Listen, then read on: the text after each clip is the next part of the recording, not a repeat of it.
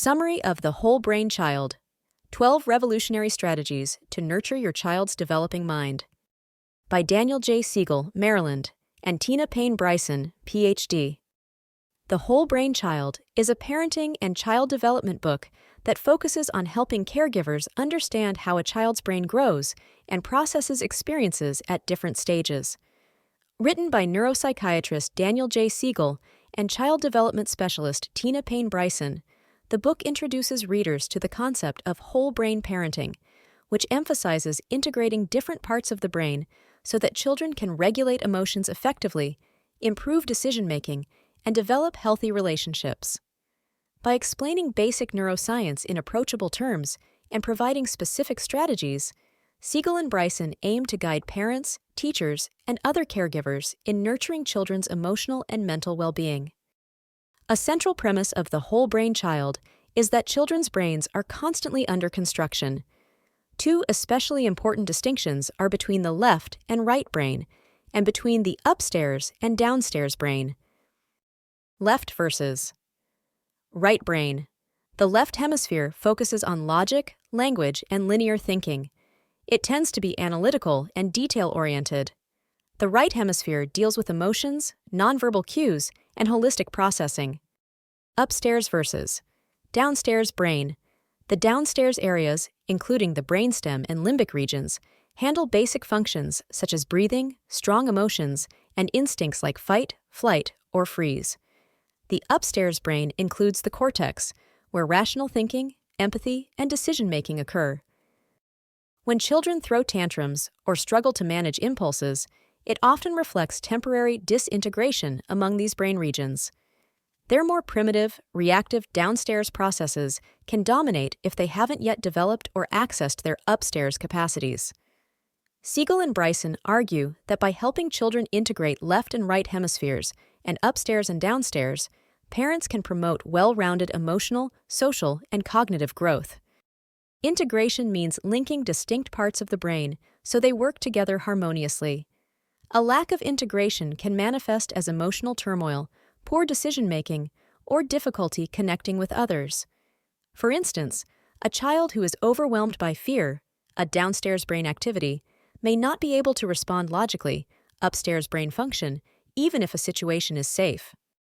Siegel and Bryson note that children learn best through repeated interactions with attuned caregivers who model calmness and empathy. Through these daily moments, parents can guide children to incorporate both emotional awareness, right brain, and logical thought, left brain, as they face challenges. This balance helps children develop resilience, empathy for others, and an ability to handle stress constructively. A key aspect of Siegel and Bryson's approach is grounded in neuroplasticity, the brain's capacity to change in response to experiences. The author suggests that everyday interactions, especially those filled with connection, curiosity, and guidance, physically shape a child's neural wiring.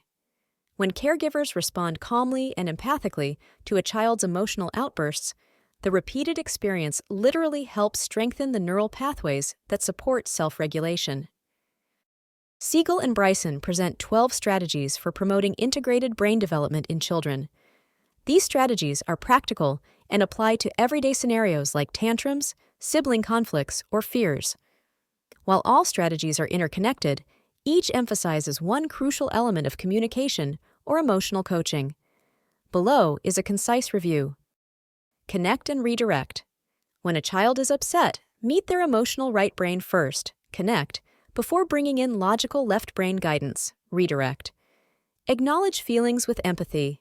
I see you're really mad. Then, once they feel understood, gently guide them toward constructive behavior or problem solving. Name it to tame it. Encourage children to tell the story of what's bothering them. By putting an experience into words, a left brain activity, children can tame the raw, overwhelming emotions, often right brain driven. For example, having a child describe a scary event can help them process and reduce fear. Move it or lose it. When emotions run high and rational thought is low, physical movement can help shift a child's state. Activities like jumping, dancing, or taking a short walk can calm the fight or flight response, making it easier for the child to engage the upstairs brain afterward. Use the remote of the mind. Children can reframe difficult or frightening memories by rewinding or fast-forwarding them in an imaginary remote control exercise. This helps them gain some control over how they recall and process events, reducing emotional overwhelm. Utilize the two sides of the brain. Balance logical and emotional responses by bringing together the left and right hemispheres. If a child is stuck in emotional distress, a parent might use logic and structure to create context. Conversely, if a child is overly analytical and disconnected from feelings, encourage creative or empathetic thinking. Make it personal. Through methodical repetition, teach children about their own brains. The authors suggest using drawings or simplified language to explain how our upstairs and downstairs brain work. This self-awareness fosters independence in managing emotions and behaviors. Remember to remember. Help children exercise the mind's memory integration by recalling and reflecting on past experiences. Talking about both positive and challenging events strengthens autobiographical memory, creating deeper self-awareness and emotional meaning. Let the clouds of emotions roll by. Teach children that feelings come and go. Anxieties or sadness may feel permanent in the moment, but they eventually pass. By labeling and normalizing these feelings, children learn they aren't stuck in a particular emotional state forever. SIFT: sensations, images, feelings, and thoughts. Encourage children to explore what they're experiencing internally. If they learn to identify sensations, images, feelings, and thoughts, they can better articulate what's happening inside.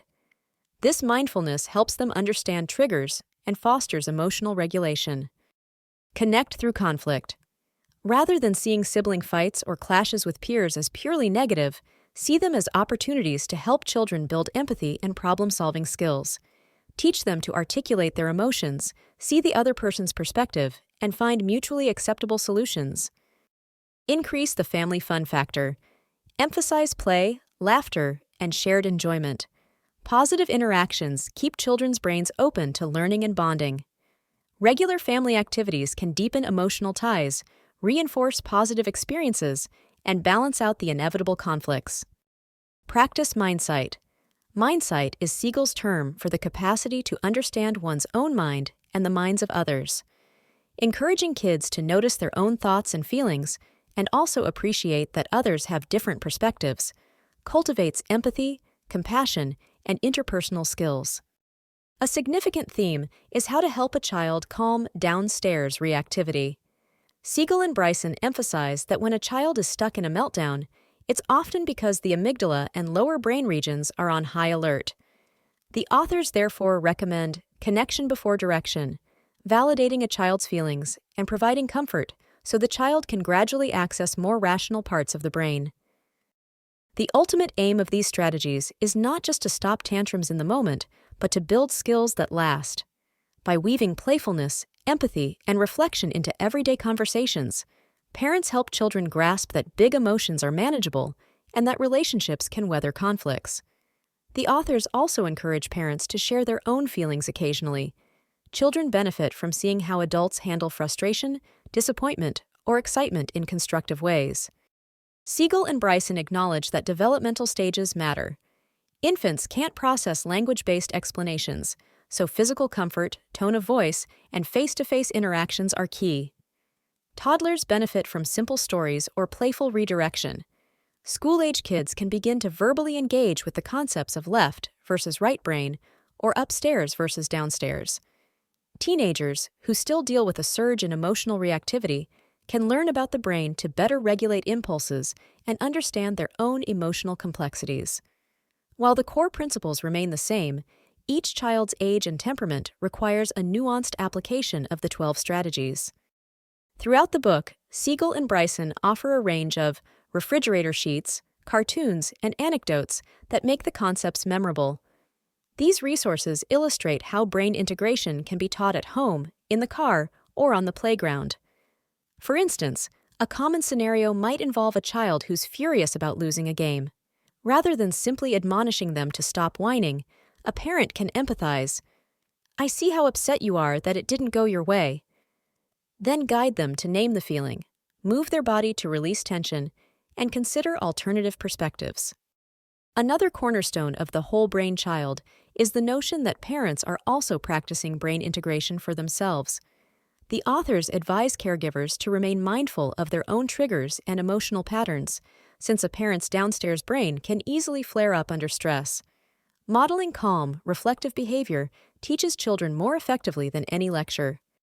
The Whole Brain Child offers a blueprint for parenting that merges neuroscience with practical daily tactics.